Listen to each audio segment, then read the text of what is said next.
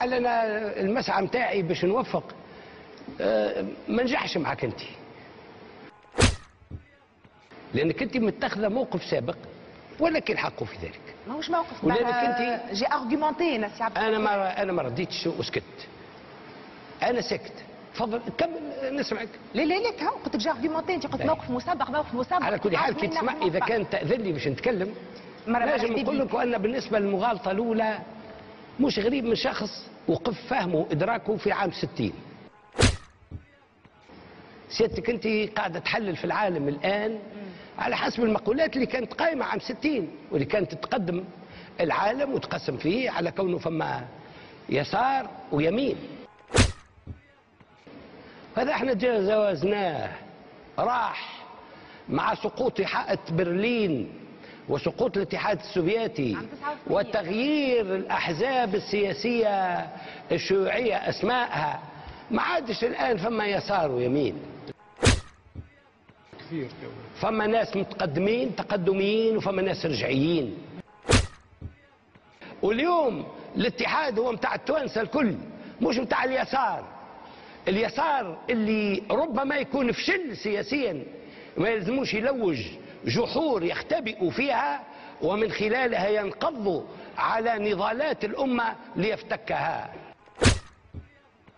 أنا أقول لك اليوم القضية مش قضية يسار ويمين، هي قضية ناس يجابهوا في الواقع وتابعين فيه ويقتحوا من أجله، والإسلاميين يحبوا يكونوا هذا الطرف وناس أخرين يحبوا يفتكوا نضالات شعبهم.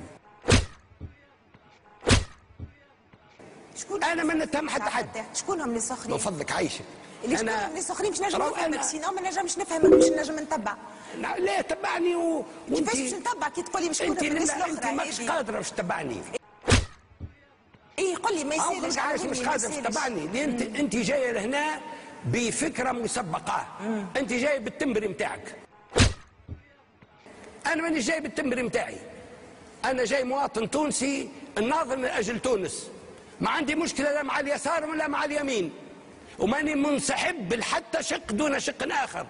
اللي مستعد يخدم تونس انا معاه، اما اللي مستعد باش يخدم الايديولوجيا نتاعو نقول له برمشي حيث طردت لتخدم الايديولوجيا نتاعك. ولذلك الطرح اللي تقدم فيه هو الطرح اللي يشرق العالم، هو الطرح اللي انطلق عام 17 ولم ينجز، هو الطرح اللي تخلى عنه الشق الذي كان يتبناه وذمه. وليس دوري أن أذمه، وإنما دوري أن أقول بأن معركتنا اليوم هي معركة تنمية، وأن التأطير اللي يتم من خلال الاتحادات المختلفة ليس موجها بعضها ضد بعض، وإنما هو موجه ضد الفكر المتخلف اللي قاعد يعطل فينا على الإنجاز. اليوم أنا نطالب بالمنظمة الشغيلة ومنظمة رجال الأعمال باش تمد اليد لليد باش تنجز المشروع الاقتصادي المنشود اللي من شأنه يحفظ حق العامل وكرامة العامل، لكن يحفظ لصاحب المال حقه في استعمال ماله واستثماره.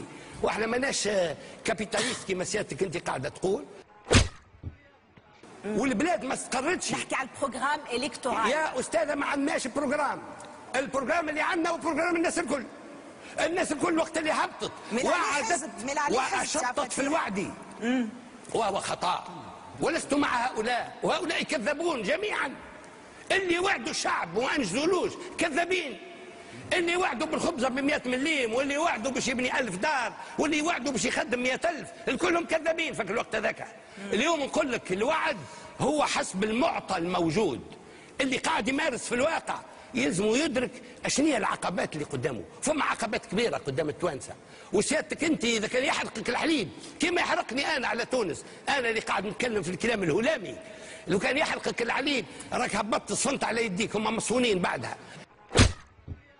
لكن انا نقدر فيك واحترم فيك هالدغدغه اللي حركتني بها، واللي اشعرتني فيها بانه فما ناس ما زالوا يعيشوا في صراع موهوم ولا وانقضى وانتهى وما عادش حشتنا بيه. جول جول